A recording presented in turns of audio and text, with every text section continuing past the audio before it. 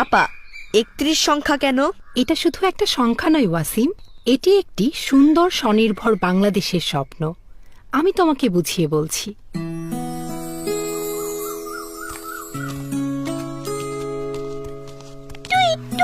ওহে আগামীর স্বপ্ন সারথি, এই ৩১টি ফল বিএনপির আদর্শ এবং আগামীর বাংলাদেশকে প্রতিনিধিত্ব করে। আমরা কি তাদের সাথে সহযাত্রী হতে পারি? অবশ্যই। ওয়াসিম, শুনেছ বিএনপি বলেছে সংবিধান সংস্কার কমিশন গঠন করবে। তুমি কি জানো এটা কিভাবে আমাদের জীবন পাল্টাবে? আসলেই কি হবে? তোমরা বোকা নাকি? সংবিধান সংস্কার মানে হলো জনগণের অধিকার পুনঃপ্রতিষ্ঠা করা হবে। সংবিধান